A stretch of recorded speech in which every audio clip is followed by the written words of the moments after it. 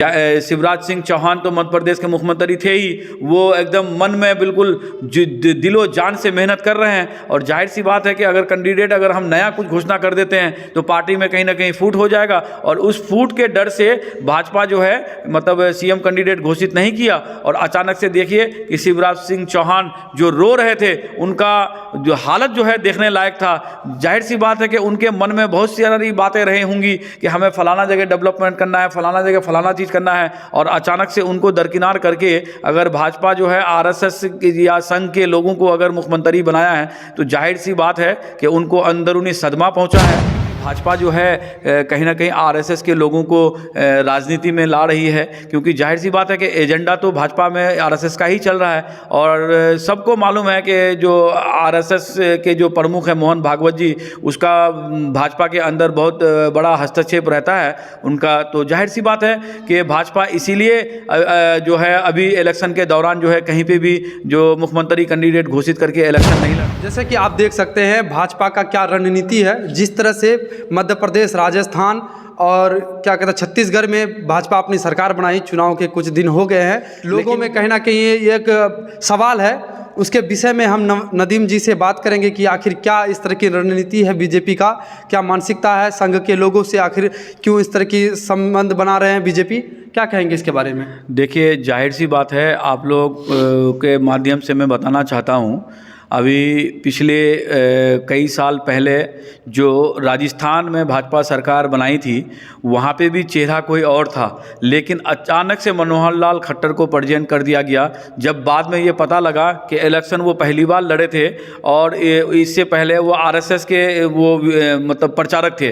तो जाहिर सी बात है कि भाजपा जो है कहीं ना कहीं आरएसएस के लोगों को राजनीति में ला रही है, क्योंकि जाहिर सी बात है कि एजेंडा तो भाजपा में आरएसएस का ही चल रहा है। और सबको मालूम है कि जो आरएसएस के जो प्रमुख हैं मोहन भागवत जी, उसका भाजपा के अंदर बहुत बड़ा हस्तक्षेप रहता है उनका। तो जाहिर सी बात है कि भाजपा इसीलिए जो है अभी इलेक्शन के दौरान जो है कहीं पे भी जो मुख्यमंत्री कैंडिडेट घोषित करके इलेक्शन नहीं लड़ा, क्योंकि वो जाहिर सी बात है कि वो उनकी मंशा ये रहती है कि शिवराज सिंह चौहान तो मध्य प्रदेश के मुख्यमंत्री थे ही, वो एकदम मन में बिल्कुल दिलो जान से मेहनत कर रहे हैं। और जाहिर सी बात है कि अगर हम नया कुछ घोषणा कर देते हैं तो पार्टी में कहीं ना कहीं फूट हो जाएगा। और उस फूट के डर से भाजपा जो है मतलब सीएम कैंडिडेट घोषित नहीं किया। और अचानक से देखिए कि शिवराज सिंह चौहान जो रो रहे थे, उनका जो हालत जो है देखने लायक था। जाहिर सी बात है कि उनके मन में बहुत सारी बातें रही होंगी कि हमें फलाना जगह डेवलपमेंट करना है, फलाना जगह फलाना चीज़ करना है।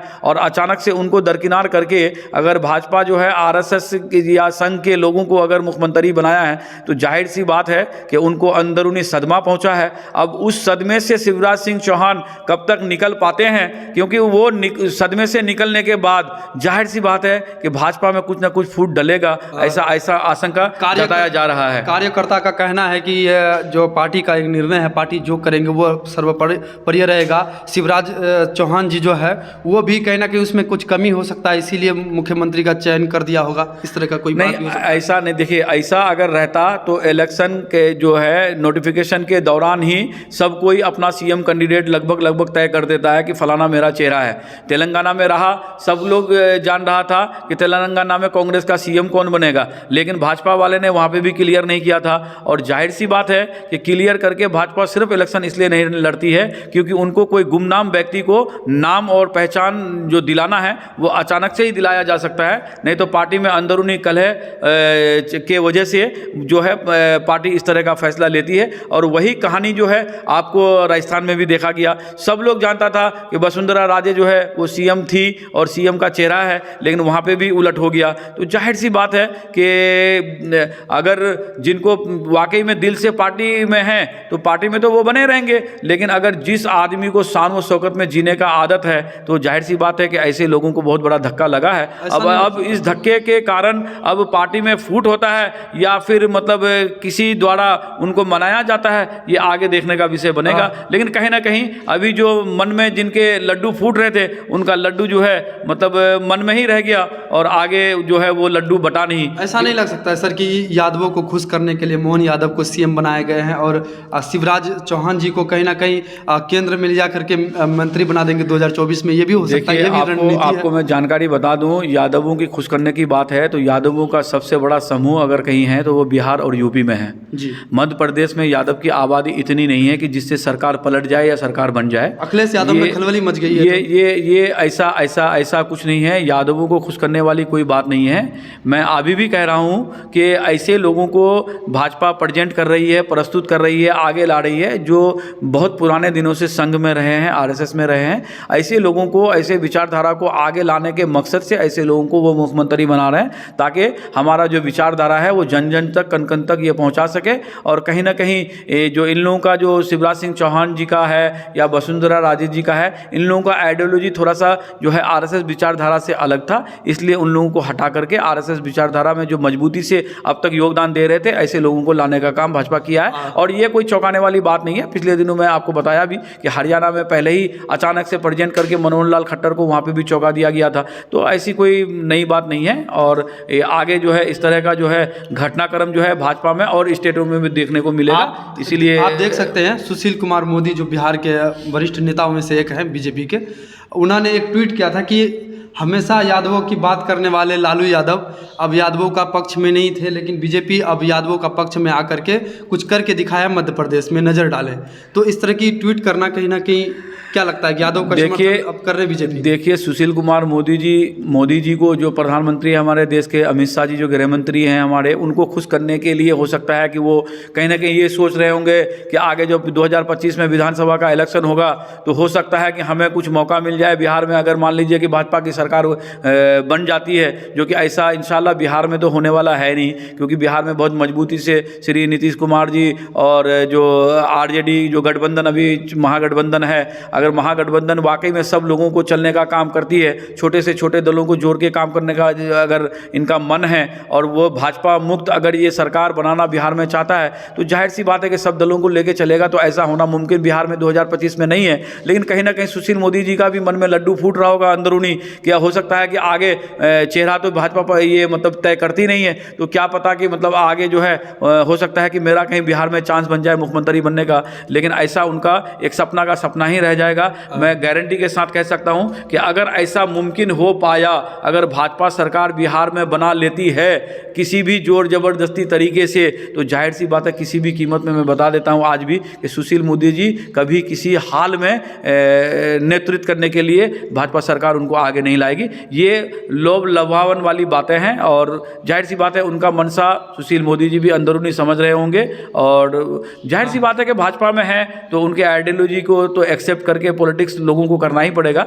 लेकिन विपक्षी दल अगर जम के एक हो गए तो ऐसा होना मुमकिन 2025 में नहीं होगा।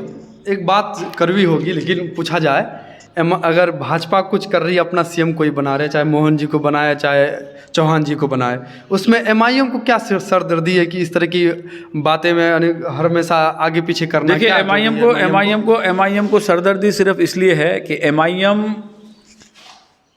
एक पार्टी है और राष्ट्रीय पार्टी है, और हम लोग सभी जगहों से इलेक्शन धीरे धीरे लड़ना चाह रहे हैं और लड़ भी रहे हैं। कहीं पे नतीजा हमारे फेवर में हो रहा है, कहीं नतीजा हमारे फेवर में नहीं हो रहा है। लेकिन कभी किसी दौर में भाजपा का भी सिर्फ एक एमपी, एक सांसद हुआ करता था, तो जाहिर सी बात है, देखिए हमारी मेजॉरिटी कभी पूरी नहीं होगी, हमको ये मालूम है। लेकिन हमारी हिस्सेदारी हमें तभी मिलेगी जब हमारा एक आवाज़ बनेगा, हमारी जब आवाज़ गूंजेगी। जाहिर सी बात है कि पिछले दिनों आप लोगों ने भी देखा है कि बैरिस्टर असदुद्दीन अवैसी साहब जो हमारे पार्टी के सदर हैं, तो जाहिर सी बात है कि उनका बेबाकी जो आवाज़ है उन्हीं के बदौलत उनको संसद रत्न अवार्ड भी मिला है। और संसद रत्न अवार्ड ऐसे ही नहीं मिल जाता है, बेतुके बातों से नहीं मिलता है। सबसे बेहतरीन सवाल जो जनता के हक के लिए सवाल होता है और जुल्म के खिलाफ जो आवाज़ उठता है, ऐसे लोगों को कोई अवार्ड मिलता है। और जाहिर सी बात है हमारा मनसा सिर्फ एक है कि किसी भी तरह का कोई जुल्म हो या किसी भी तरह का कोई मजलूम की आवाज़ कोई नहीं उठा सके, चाहे वो हिंदू हो, दलित हो, माँ दलित हो, सिख हो, पंजाबी हो, किसी भी समुदाय से वो बिलोंग रखता हो, बैरिस्टर असदुद्दीन अवैसी साहब को अगर उसकी जानकारी का मालूम होता है वो पार्लियामेंट में ज़रूर रखते हैं। और जाहिर सी बात है वही आइडियोलॉजी से हम लोग भी बिहार में काम कर रहे हैं और हम लोगों का भी मंशा सिर्फ यही रहता है कि हम लोग जात पात की राजनीति से उठ करके हम लोग अवामी मसले पे खुल के बात करने की कोशिश करते हैं। और वही अख्तरुल ईमान साहब जो हमारा बिहार का सदर है उसी बेबाकी अंदाज से विधानसभा में गूंजते भी हैं और गरजते भी हैं। और वही आइडियोलॉजी के साथ जो बिहार में गंगा जमनी तहजीब बरकरार रहे उसको बरकरार रखते हुए अवामी मसले के लिए हमेशा विधानसभा में बढ़ चढ़ के हिस्सा लेते हैं। और यही मनसा हम सभी वर्कर्स का, सभी कार्यकर्ता का, चाहे वो जिला अध्यक्ष हो, प्रखंड अध्यक्ष हो, सभी लोगों का रहता है। हमारे पास भी हिंदू बिरादरी से, अलग अलग बिरादरी से लोग आते हैं जो हम लोग भी जनता का मसले के लिए, अंचल अधिकारी हो या प्रखंड पदाधिकारी हो या थाना हो या डीएसपी साहब हो या अनुमंडल पदाधिकारी हो, सब लोगों के पास में जाते हैं। कोई ऐसा नहीं है कि कोई जाति विशेष को लेकर के जाते हैं। किसी भी तरह का पीड़ित आदमी आता है हम लोग सबके मसले को उठाते हैं और सबके मसले की लड़ाई के लिए हम लोग हमेशा तत्पर रहते हैं। मैं नदीम अख्तर, जिला अध्यक्ष AIMIM पूर्णिया, बिहार। देख सकते थे कि जैसे कि अभी तमाम वो मुद्दों पर बात हुआ कि भाजपा क्या कर रही है, क्या रणनीति है, आपकी क्या सलाह है, आप कमेंट बॉक्स में दे सकते हैं। तब तक के लिए धन्यवाद। देख रहे थे न्यूज़ नियंत्रण निरंजन के साथ।